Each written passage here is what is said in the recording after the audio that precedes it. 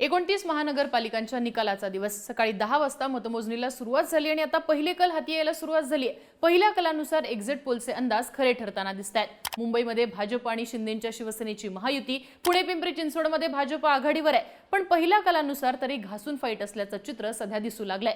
आता पहिले कल नेमके काय सांगतायत, कुठल्या महानगरपालिकेत कोण पुढे कोण मागे पाहूयात या व्हिडिओतनं। नमस्कार, मी आरती आणि तुम्ही बघताय बोल भिडू। आता पहिले जे काही कल हाती येतात त्यानुसार मुंबई महानगरपालिकेत भाजप आणि शिंदेंची शिवसेना ही महायुती आघाडीवरती दिसतेय।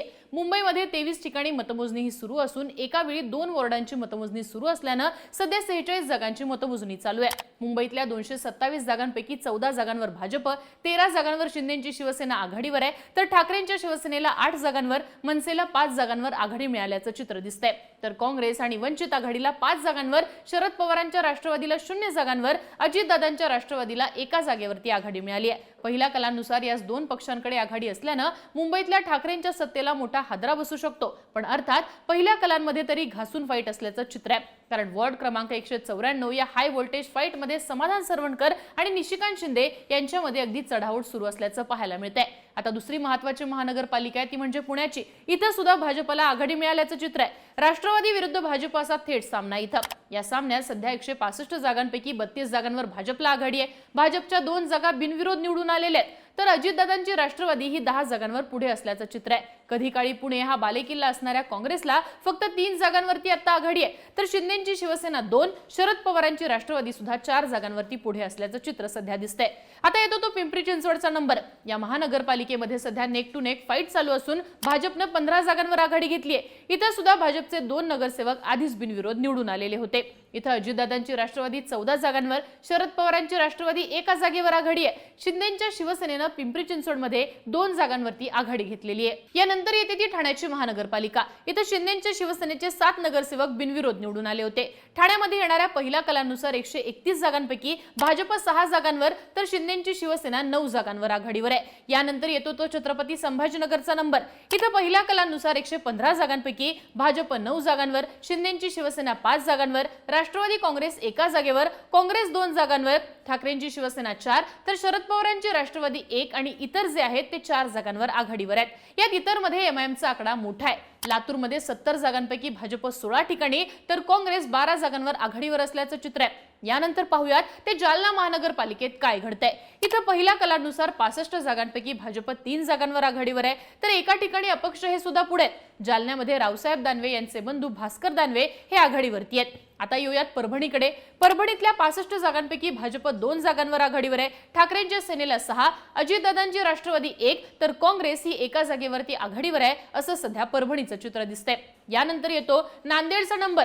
नांदेडमध्ये 81 जागांपैकी भाजप 24 जागांवर आघाडीवर आहे। शिंदेंची शिवसेना 12, तर इथं ठाकरेंच्या शिवसेनेला 2, अजित पवारांच्या राष्ट्रवादीला 6, काँग्रेस 12, तर इतर जे आहेत ते 20 जागांवर आघाडीवर असल्याचं चित्र दिसतंय। यानंतर विदर्भामध्ये सगळ्यात महत्त्वाची समजली जाणारी नागपूरची महानगरपालिका। इथे 151 जागांपैकी भाजप 52 जागांवर आघाडीवर आहे, तर शिंदेंच्या शिवसेनेला 1 जागेवर आघाडी मिळाली आहे। काँग्रेस सुद्धा 7 जागांवरती पुढे चालली आहे। भाजपच्या या होम ग्राउंडवरती भाजप एक हाती सत्ता मिळवण्याच्या दिशेने वाटचाल करतेय असं दिसून येते।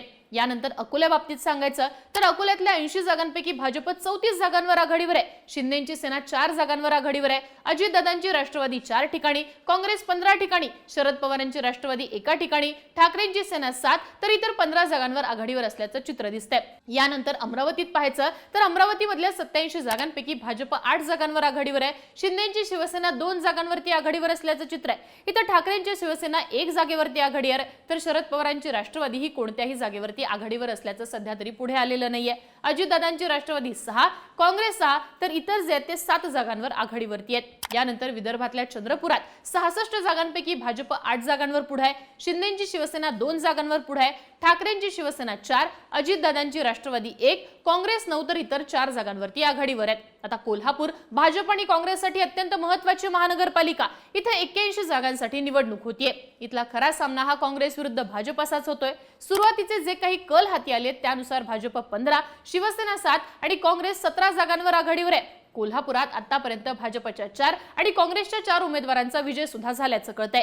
सांगलीमध्ये 78 पैकी 4 जागांवर अजितदादांची राष्ट्रवादी आघाडीवर आहे, 3 जागांवर भाजप पुढे आहे, तर 2 जागांवरती काँग्रेस पुढे आहे। आता येतो तो सोलापूरचा नंबर। सोलापूरमध्ये सुद्धा अगदी टफ फाईट झालेली होती। काँग्रेस विरुद्ध भाजप असाच खरा सामना। इथल्या 102 जागांसाठीचे जे काही पहिले कल हाती येत आहेत त्यानुसार भाजपला 22 जागांची आघाडी मिळालेली आहे, तर काँग्रेस फक्त 2 जागांवर पुढे। यानंतर येते इचलकरंजी महानगरपालिका। खरं तर इचलकरंजीमध्ये पहिल्यांदाच निवडणूक होतीये। निर्मिती झाल्यापासून आता 65 जागांसाठी जी काही निवडणूक झाली आहे त्यामध्ये जवळपास 70% इतकं मतदान झालेलं। आता पहिल्या कलांमध्ये भाजपचे 4 उमेदवार विजयी झालेले असून शिवशाहू आघाडी जी आहे ती सुद्धा 2 जागांवरती आघाडीवर असल्याचं सध्या समोर आलेलं आहे। यानंतर उत्तर महाराष्ट्रातल्या धुळ्यामध्ये भाजप 10 ठिकाणी आघाडीवर आहे, तर जळगावात भाजपचे 10 जागांवर आघाडीवर उमेदवार आहेत असं चित्र दिसतंय। मालेगाव बद्दल बोलायचं तर मालेगावात इस्लाम पार्टी 3 तर समाजवादी पार्टी 2 जागांवरती आघाडीवर आहे। यानंतर अहिल्यानगरमध्ये जायचं तर इथं भाजप 5 जागांवर आघाडीवर आहे, तर अजितदादांची राष्ट्रवादी ही 2 जागांवर आघाडीवरती चालली आहे। नाशिक मधलं चित्र बघायचं तर भाजप 8 जागांवर पुढे आहे, शिंदेची शिवसेना 4, ठाकरेंची शिवसेना 2, मनसे 2 या जागांवरती यांना आघाडी मिळालेली आहे। तर नाशिकमध्ये शरद पवारांची राष्ट्रवादी 1, अजितदादांची राष्ट्रवादी 2 तर इतर 2 जागांवरती आघाडीवर आहेत। कल्याण डोंबिवली बद्दल बोलायचं तर इथल्या 15 जागांवरती भाजप पुढे आहे, 7 जागांवरती शिंदेची शिवसेना पुढे आहे। खरं तर 122 पैकी भाजपच्या 14 आणि शिंदे गटाच्या शिवसेनेच्या 6 जागा या आधीच बिनविरोध निवडून आलेल्या होत्या। आता MMR रिजन मधल्या भिवंडी बद्दल बोलायचं तर इथं मतमोजणीला उशीर झाला।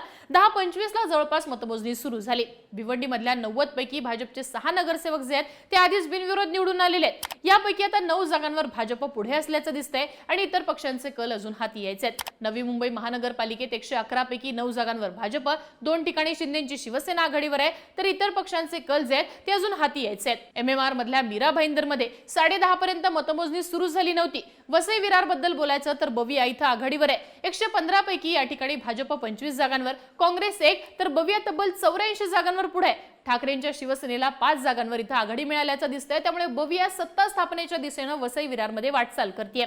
पनवेल मधल्या 78 पैकी 6 जागांवर भाजपचे बिनविरोध नगरसेवक निवडून आलेले आहेत। यापैकी आता 12 जागांवर भाजप, 1 जागेवर इतरांना आघाडी मिळाल्याचं दिसतंय।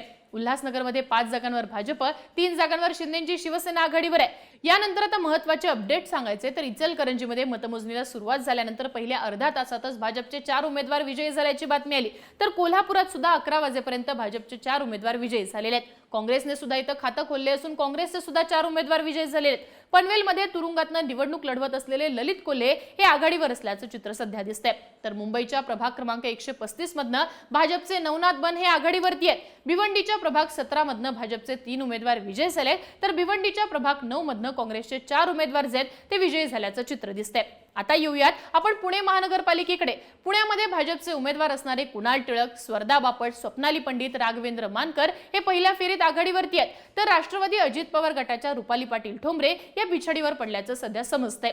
आता येऊयात अहिल्यानगर महानगरपालिकेमध्ये। इथं महानगरपालिकेच्या मतमोजणीत अपेक्षित वेळेपेक्षा उशीर झाला। या उशिरामुळे तिथं गोंधळ निर्माण झालेला असून मतमोजणी सुरळीत करण्यासाठी उपाययोजना ज्या आहेत त्या केल्या जात आहेत। मुंबईच्या चेंबूर कलेक्टर कॉलनीमध्ये मतमोजणी केंद्रावरचा कारभार हा धीम्या गतीने अजूनही चालू आहे। 11 वाजेपर्यंत पोस्टल मतांची मतमोजणी जी आहे ती सुरूच झालेली नव्हती, त्यामुळे आता या ठिकाणच्या मतमोजणीला उशीर होऊ शकतो अशी माहिती मिळतेय। आता निकालाचे हे सगळे कल समोर येत असताना ठाकरेंच्या शिवसेनेचे खासदार संजय राऊत यांनी मोठं वक्तव्य केलेलं आहे। मुंबई वाचवण्यासाठी आणि त्याच पद्धतीने भाजपला रोखण्यासाठी जे सोबत येतील त्या सगळ्या पक्षांची मदत घेतली जाईल। गरज भासली तर काँग्रेसची सुद्धा मदत घेऊ। लोकांनी केलेलं मतदान जर EVM मशीन मधनं गायब केलं नसेल तर ठाकरे बंधूंचा महापौर होईल। लोकांनी आम्हाला मोठ्या संख्येने मतदान केलेलं आहे। भाजपकडे पूर्ण यंत्रणा आहे म्हणून ते खात्रीने सांगतायत की आम्ही 140 जिंकतोय, 200 जिंकतोय। आता असं जे आहे ते वक्तव्य या ठिकाणी संजय राऊत यांनी केलेलं आहे, त्यामुळे एकंदरीत निकाल हाती आल्यानंतर नेमकं काय घडतं हे पाहणं महत्त्वाचं आहे। थोडक्यात काय तर पहिल्या कलानुसार मुंबईमध्ये घासून फाईट चालू आहे, तर इचलकरंजीमध्ये भाजपच्या बाजूने पहिला निकाल लागलेला आहे। आता काही महानगरपालिकामध्ये भाजपनं या ठिकाणी पहिल्याच तासात आघाडी मिळवल्याचं दिसतंय, तर बऱ्याच ठिकाणी हळूहळू निकालाचे आकडे जे आहेत ते पुढे येतात।